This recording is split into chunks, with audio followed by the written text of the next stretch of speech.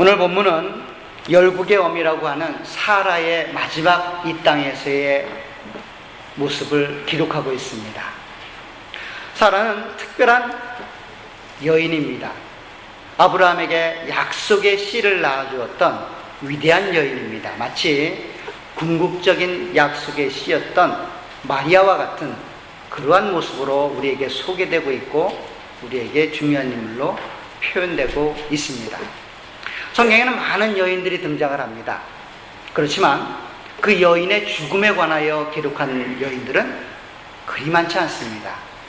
더군다나 여인이 몇 세까지 살았는지 그 나이를 기록한 사람은 오직 한 명밖에 없습니다. 그 사람이 누군가 하면 사라입니다. 오늘 본문에서 127세를 살고 이 땅에서 생을 마감했다라고 성경이 우리 가운데 제시하고 있습니다. 그러나 그와 같은 중요한 인물임에도 불구하고 아브라함의 역사를, 아브라함의 인생을 되짚어보는 가운데서 사라의 역할은 그리 중요하게 나타나지 않았다고 하는 것들을 우리 지난 5개월 동안 살펴보았습니다. 마치 조연처럼 아브라함 속에 그냥 따라가는 한 동역자처럼 그렇게 표현되고 있지, 그 사람이 중심이 되어져서 그 사람을 중심으로 내용이 전개되고 있다고 하는 것들은 우리가 잘 찾아보기 쉽지 않았습니다. 그럼에도 이 여인이 중요하기에 그 여인의 죽음을 오늘 본문이 기록하고 있습니다. 특별히 저는 창세기 23장의 말씀을 통하여 하나님께서 성도를 향한 하나님의 모습, 또 하나님이 성도를 통하여 이루고자 하는 하나님의 역사, 그리고 이 땅을 마무리 짓는 하나님의 백성이 어떻게 살아야 되는지에 대해서 함께 나누도록 하겠습니다. 사실 오늘 본문의 내용은 아브라함과 이삭을 연결해주는 중간 역할을 하게 됩니다. 교량과 같은 역할입니다. 우린 지난 5개월 동안 아브라함의 역사에 대해서 공부를 해왔습니다. 오늘 드디어 그 마지막 날이 됩니다. 다음 주부터는 아브라함 이야기가 아니라 다른 이야기로 여러분들을 만나게 될 겁니다. 5개월 동안 우리는 아브라함에 관한 이야기를 많이 배웠어요. 그렇죠? 아브라함의 마지막 시험이었던 이삭을 드리는 시험에 아브라함은 합격을 했고 또 하나님의 사람으로 세움을 받았고, 그러한 이야기를 통하여 아브라함의 세대의 이야기는 정리가 되어집니다. 그 교량과 같은 역할을 오늘 사라의 죽음과 그 사라의 매장지를 정하는 일과 사라를 묻는 내용들을 통하여 우리에게 소개해 주고 있습니다. 조금 전에 말했던 것처럼 여자를 중요하게 나이를 거론하며 죽음을 이야기하는 것은 성경에서는 아주 특별한 방법이고 특별한 형태입니다. 더 놀라운 사실은 우리가 보진 않았지만 22장 20절로 24절에서도 이와 같은 파격적인 모습으로 내용을 기록하고 있습니다. 22장 20절로 24절의 내용은 아브라함의 형제였던 나홀의 자손들에 관한 족보를 기록하고 있습니다. 한번 20절을 보십시오. 22장 20절을 보면 이렇게 말합니다. 2일 후에라는 것은 아브라함이 이삭을 바치는 그 믿음의 시련을 통과한 후에라는 말입니다. 2일 후에 어떤 사람이 아브라함에게 알려 이르기를 밀가가 당신의 형제 나홀에게 자녀를 낳았다 하였더라 라고 말합니다. 그리고 나서 8 아들을 낳았던 밀가의 아들들을 기록합니다. 그리고 23절에 이렇게 말합니다. 이 8 사람은 아브라함의 형제 나홀의 아내 밀가의 소생이며 부두엘은 리브가를 낳았다라고 말합니다. 부두엘이 누군가 하면 밀가가 낳은 8명의 아들 중에 한 명으로서 소개되는 사람입니다. 그런데 리브가는 그 부두엘의 딸이었다라고 소개하고 있습니다. 무슨 말입니까? 나홀, 즉 아브라함의 형제였던 나홀의 아들들을 소개하면서 아들들 때를 정리했고, 그리고 제2대인 손자, 손녀를 기록하면서 여자였던 리브가만 기록하고 멈추고 있다는 사실이에요. 족보에 여자 이름이 들어가는 것은 그리 쉬운 일은 아닙니다. 특별히 유대인들의 전통상 여자는 족보에 들어갈 수가 없습니다. 더군다나 어떤 사람의 족보를 마무리 짓는데 여자의 이름으로 마무리 짓는 경우는 아주 특별한 경우입니다. 성경 어디를 찾아봐도 여자 이름으로 족보가 마무리되는 경우는 없습니다. 여기만 있습니다. 바로 리브가가 나홀의 후손의 족보로 마무리되어지고 있다는 거예요. 한 족보는 여자였던 리브가를 통하여 마무리되고 있고, 또 하나님께서 믿음의 조상의 아내가 되었던 이 사라를 몇 세에 죽었고 어디서 죽었고 어디서 매장되었는지 이 파격적인 모습으로 이야기들을 엮고 있다는 거예요. 사실 우리의 모습으로는 이 내용을 이해하는 데 있어서 그리 크게 자극이 되지 않습니다.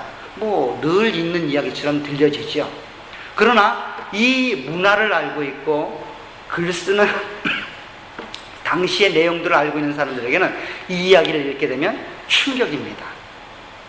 여자로 끝나고 여자가 나이가 거론되며 죽었다고 하는 이야기, 그리고 그 사람의 매장지를 얻기 위하여 노력했다고 하는 모든 내용들이 그 사람들에게는 상당히 큰 충격입니다. 이처럼 지금 성경 저자는 한 세대가 마무리되고 있는 내용을 여자를 통해 표현하고 있고, 또 그 중간적인 역할을 하고 있고 다음 세대로 넘어가는 그 교량 역할을 여자의 죽음과 그 죽음을 맞이했던 그 여인을 묻는 작업을 통하여 우리 가운데 소개하고 있다는 거예요. 이만큼 사라는 중요한 인물이었고 우리에게 무엇인가 말하려고 하는 내용 자체가 단순히 한 명이 죽었다 라고 끝나는 것이 아니라 그의 죽음과 그의 죽음을 통하여 매장지가 결정되어지고 그 매장지에 묻히는 이 모든 일련의 과정들이 하나님의 은혜 안에서 하나님을 소망하고 믿음으로 살아가고자 노력하는 자들에게 큰 의미로 제시되고 있다는 사실입니다. 이와 같은 내용을 한번 살펴보도록 하겠습니다. 근데 오늘 본문을 읽으면 여러분들 아시겠지만 사라가 그렇게 중요한 인물이고 사라가 그렇게 특별한 존재로 기록되고 있다면 사라가 어떻게 죽었는지, 또 사라의 죽음을 얼마나 많은 사람들이 슬퍼했는지, 또 사라의 장례식은 어떠했는지 아마 그 부분에 집중하여 내용들을 기록했을 것 같습니다. 그런데 오늘 본문을 보니까 본문의 주된 내용은 사라를 위한 매장지를 어떤 방식으로 얻었는가에 관점을 두고 있다는 거예요. 사라의 죽음과 그 죽음을 슬퍼했던 내용은 고작 1절과 2절에서 멈추고 맙니다. 한번 보세요. 1절을 보세요. 23장 1절. 사라가 127세를 살았으니 이것이 곧 사라가 누린 햇수라. 2절. 사라가 가나안 땅 헤브론 곧 기럇 아르바에서 죽음에 아브라함이 들어가서 사라를 위하여 슬퍼하며 애통했다라고 기록하는 것이 사라의 실제적인 죽음과 연관된 내용의 전부입니다. 3절부터는 무슨 내용인가 하면 이제 아브라함이 헷 족속과 사라를 묻을 매장지를 얻기 위해서 대화하는 내용입니다. 그 대화를 통하여 18절까지 여러 가지 과정을 통하여 결국은 매장지를 얻게 됩니다. 그리고 나서 19절에 가서 이렇게 말합니다. 그 후에 아브라함이 그 아내 사라를 가나안 땅 마므레 앞 막벨라 밭 굴에 장사하였다라고 기록합니다. 마므레는 곧 헤브론이었더라라고 기록하고 있습니다. 본문에서 사라의 죽음과 관련해서 말하는 내용은 뭡니까? 사라는 헤브론에서 죽었고, 헤브론에서 살다가 헤브론에서 죽었고, 헤브론에서 장사되었다. 이 내용만 말하고 있는 거예요. 그리고 3절부터 18절까지 내용은 그 헤브론 땅에 있었던 그 막벨라 굴을 아브라함이 어떻게 얻었는가에 대해서 다루고 있다는 내용입니다. 사실 85% 이상의 내용을 막벨라 굴을 얻는 내용으로 할애했다면 이 굴을 얻는 내용과 그 굴에 장사되는 내용이 사실은 죽음 자체보다는 더 큰 의미가 있을 거예요. 그렇지 않겠어요? 여러분들이 누군가에게 어떤 내용을 전달하고 싶다면 여러분들이 강조하고자 하는 내용을 많이 하려 하지 않겠습니까? 오늘 본문은 사라의 죽음에 관심을 쏟고 있지만 정말 저자가 말하고자 하는 것은 무엇인가 하면 그 막벨라 굴이 중요한 거예요. 그리고 그곳에 사라가 묻혔다고 하는 사실 자체가 중요한 겁니다. 헤브론이라는 지방은 사실 족장들에게 있어서는 아주 중요한 지역입니다. 우리가 창세기 13장에서 읽었던 것처럼 헤브론은 아브라함이 하나님의 약속을 완전히 순종했을 때에, 하나님의 명령을 완전히 순종했을 때에 처음으로 장막을 친 장소입니다. 우리 13장으로 다시 한번 가보겠습니다. 아까 성경님께서 읽었던 창세기 13장을 보게 되면 이제 롯과 헤어지고 나서 다시 한번 하나님께서 아브라함에게 주셨던 창세기 12장 2절 3절의 약속의 내용을, 축복의 내용을 다시 한번 재확인시켜 주십니다. 자, 롯이 아브라함을 떠난 후에 여호와께서 아브라함에게 이르시되 너는 눈을 들어 너 있는 곳에서 북쪽과 남쪽 그리고 동쪽과 서쪽을 바라보라. 보이는 땅을 내가 너와 내 자손에게 주리니 영원히 이르리라. 내가 내 자손을 땅의 티끌 같게 하리니 사람이 땅의 티끌을 능히 셀 수 있을진데 내 자손도 세리라. 너는 일어나 그 땅을 종과 횡으로 두루다녀 보라. 내가 그것을 내게 주겠다.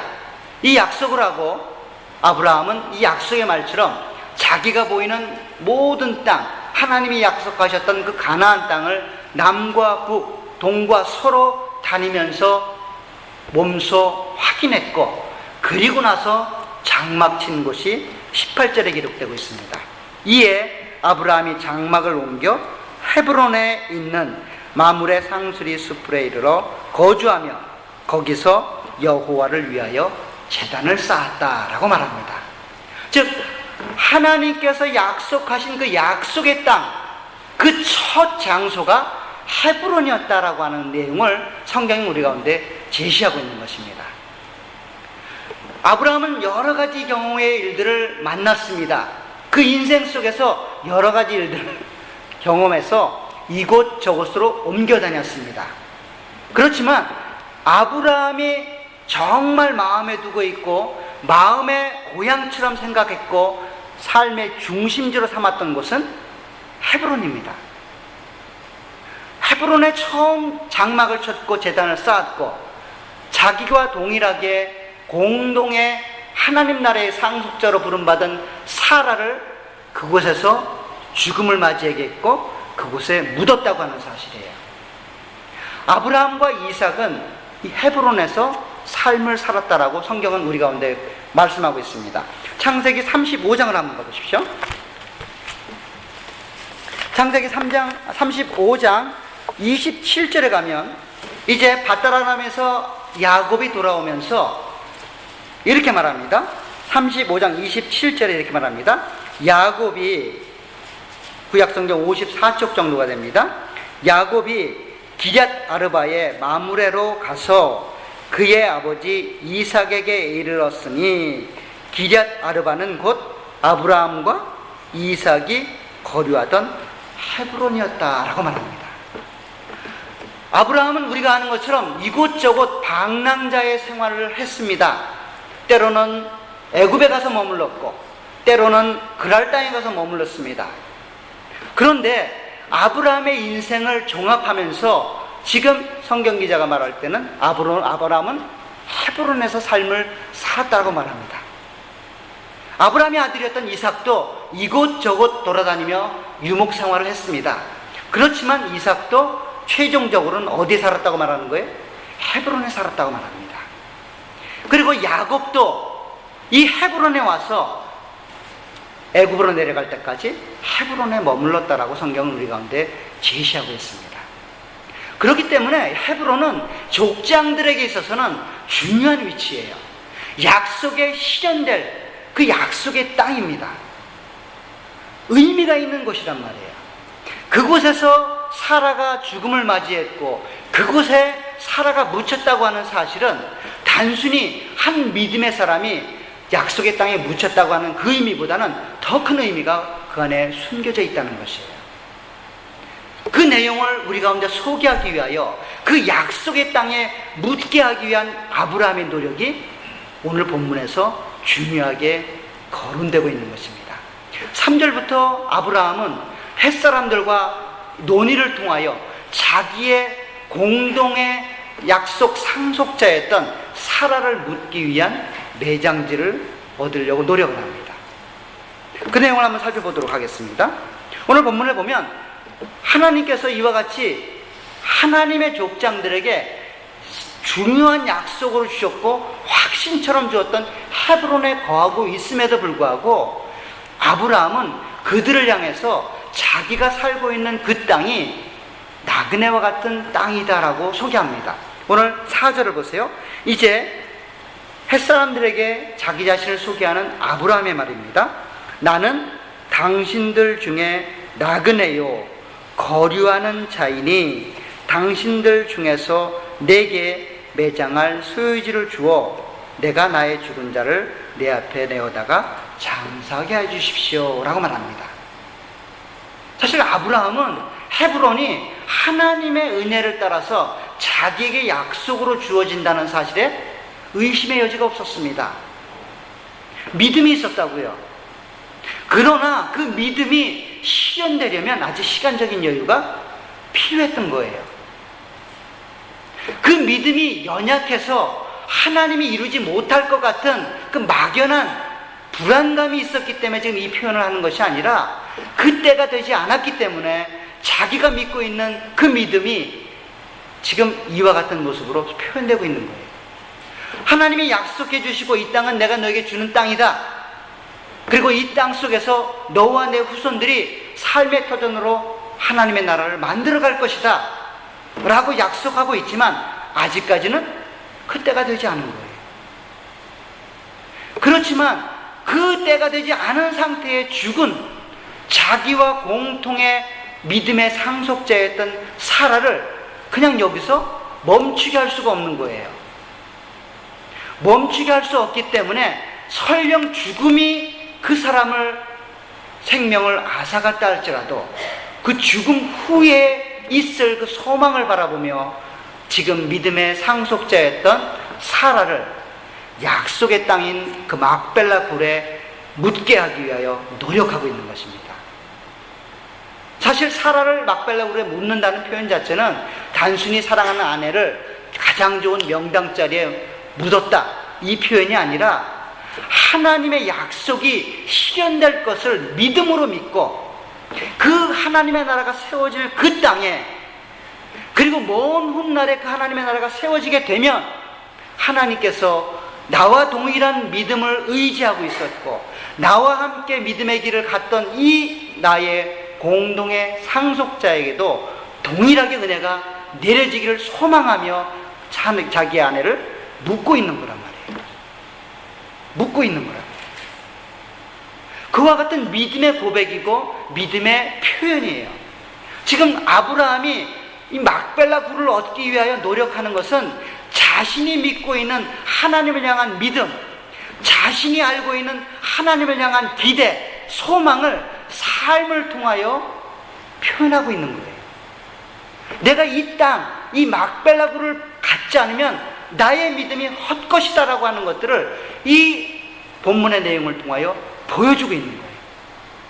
그래서 쉽게 그 땅을 얻지 않습니다. 어떻게 얻습니까?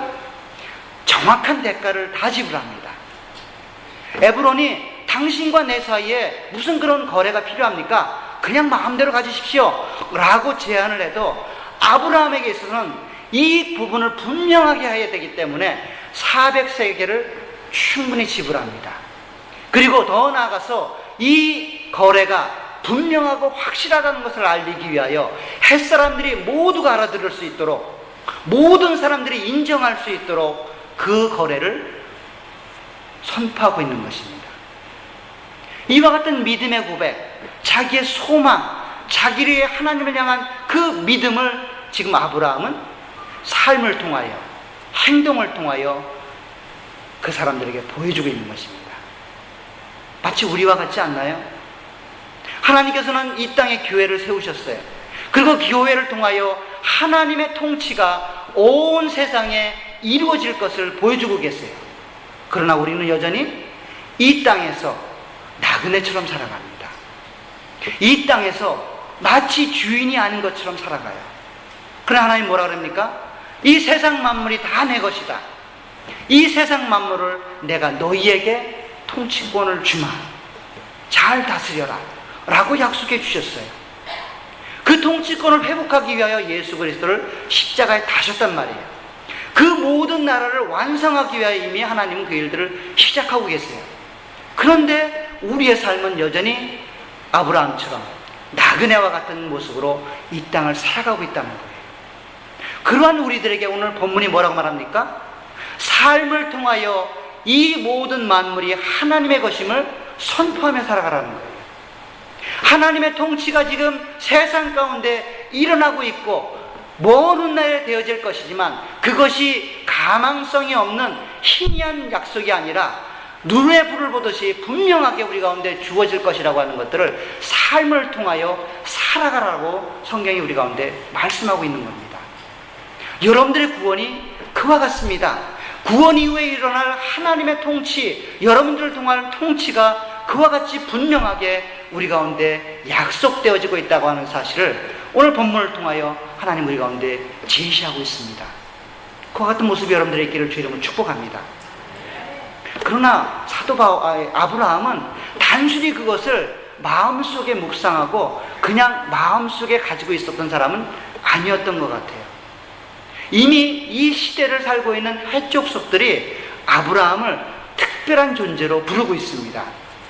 아브라함이 자기 자신을 나그네처럼 소개하고 있고 거류하는 자처럼 소개하고 있지만 실제로 해족 속에 있는 많은 사람들은 아브라함을 특별한 존재로 인식하고 있습니다. 오늘 6절을 보세요.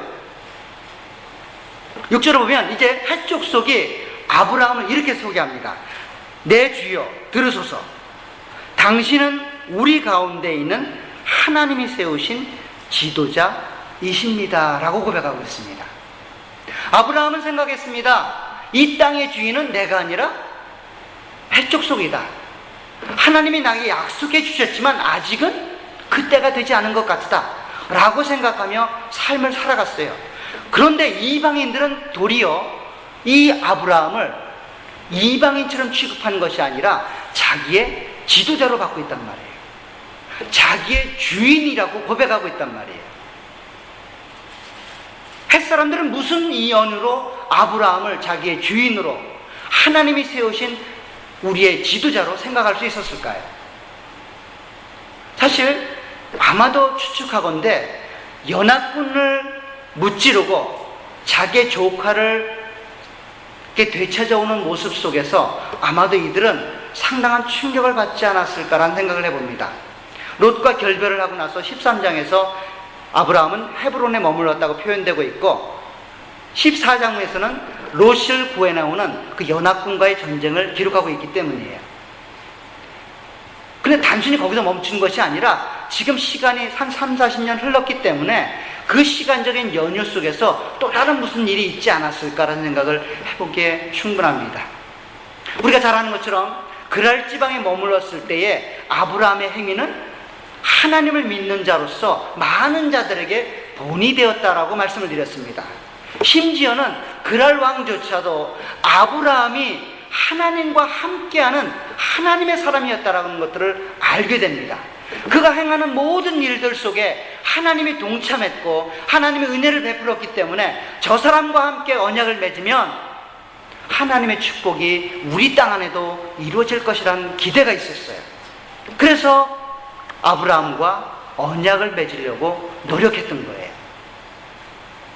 이처럼 아브라함은 단순히 믿음이 먼 미래에 일어날 것을 소망하며 그냥 현실 속에서 묵묵히 현실의 흐름 속에 그냥 자기를 내맡긴 것이 아니라 현실이 설령 그렇다 할지라도 믿음을 마음속에 갖고 삶을 통하여 하나님의 사람으로 삶을 살아갔다는 거예요.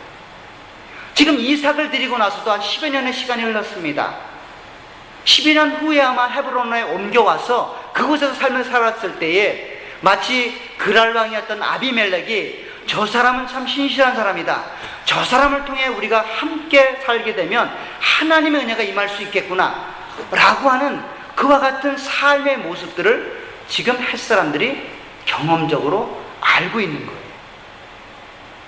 그렇기 때문에 지금 햇사람들이 아브라함을 향해서 당신은 우리의 주인입니다, 당신은 바로 하나님께서 우리의 지도자로 세우신 하나님의 사람입니다 라고 고백하고 있는 거죠. 이와 같은 믿음의 사람이기 때문에 막벨라 굴 정도는 당연히 들어야 되는 겁니다. 그렇지만 아브라함은 조금 전에 말했던 것처럼 당연히 내가 받을 수 있지만 그 굴의 위치와 그 굴에 장사되는 것이 소중하고 귀중하며 먼 미래에 일어날 하나님의 역사의 실현을 소망하는 것이기 때문에 당연히 셈을 지불하고 이것이 나의 소유권이라고 하는 것들을 분명하게 하고 있다는 사실입니다. 사랑하는 성도 여러분, 여러분들을 향한 하나님의 계획하심, 그것이 이와 같다고 하는 것들을 기억하시길 바랍니다. 죽음이 끝이 아닙니다. 우린 죽음 이후의 세계에 대해서 하나님을 알고 있기 때문에 고백하지만 죽음이 모든 게 끝이 아닙니다. 평생을 소망하며 달려왔던 그 믿음의 고백, 하나님의 나라가 나를 통해 이루어질 거라는 그 소망도 죽음이 결코 막을 수 없다라고 하는 것들을 지금 아브라함은 자기의 사랑하는 아내였던, 그리고 하나님의 나라의 공동 수여자로, 소유자로, 상속자로 부름받고 있는 사라를 그 막벨라 굴의 장사 지냄으로 삶을 통하여 하나님을 향한 믿음, 하나님을 향한 소망이 죽음 이후에도 계속되고 있다고 하는 것들을 우리 가운데 말씀하고 있다는 사실입니다. 이러한 내용을 분명하게 하기 위하여 아브라함은 사라의 죽음을 나의 죽은 자라고 표현합니다. 오늘 본문을 보십시오. 4절에 주여 내가 나의 죽은 자를 내 앞에서 내어다가 장사하게 해달라고 고백합니다. 8절에 또 그같이 말합니다. 그들에게 말하여 이르되 나로 나의 죽은 자를 내 앞에서 내어다가 장사하게 해달라고 기록하고 있습니다. 그리고 13절에도 마지막에 내가 나의 죽은 자를 거기 장사하겠다라고, 지금 아브라함은 사라의 죽음이 딴 사람의 죽음이 아니라 바로 나의 죽음과 동일한 죽음으로 취급하고 있다는 것입니다. 사랑하는 여러분, 여러분들이 갖고 있는 믿음, 여러분들에게 주어진 하나님의 약속, 설령 그것이 여러분들이 죽음 이후에 여러분들에게 주어지는 것이라 할지라도 그 약속은 분명하게 실현될 겁니다. 하나님이 여러분들 향해서 구원을 약속하고 계시고 그 구원을 하나님이 이루실 겁니다. 이 땅에 생명이 있을 때 이루어지면 좋겠지만 그렇지 않다 할지라도 그 구원은 분명하게 여러분들에게 주어질 것이다라고 성경이 우리 가운데 제시하고 있습니다. 그러니 여러분들에게 주어진 이 땅의 삶을 믿음으로 살아가시길 바랍니다. 아브라함처럼 설령 지금 아직 하나님의 나라가 실현되진 않았지만 이 땅이 하나님이 나에게 준 땅이요, 이 삶이 하나님이 나를 구원하신 구원자의 삶이라고 하는 것들을 삶을 통하여 실현해 보였던 것처럼 그와 같은 믿음의 삶의 모습이 여러분들의 있기를 주의 이름으로 부탁을 드립니다. 현실적으로 많은 것들이 아직 손에 잡히지 않을 수 있습니다. 우리에게 우리의 것으로 주어지지 않은 부분이 너무도 많아요. 그러나 하나님은 여러분들을 왕같은 제사장으로 하나님의 나라를 통치한 하나님의 사람들로 여러분들을 부르셨고 지금도 성숙시키고 가고 계심을 기억하시길 바랍니다. 그래서 여러분들 가운데 주어진 믿음의 길들을 끝까지 감당하시길 주의 이름으로 부탁을 드립니다. 세상과 구별된 세상 사람들이 그래서 여러분들의 죽음 앞에 그 사람은 하나님의 위대한 사람이었다, 그 사람의 삶은 하나님이 인도하시는 하나님의 귀한 종으로서의 삶을 살았다, 이렇게 고백할 수 있도록 여러분들의 삶을 거룩하고 아름답고 믿음을 지키는 그러한 삶이 되시기를 주의 이름으로 축복합니다.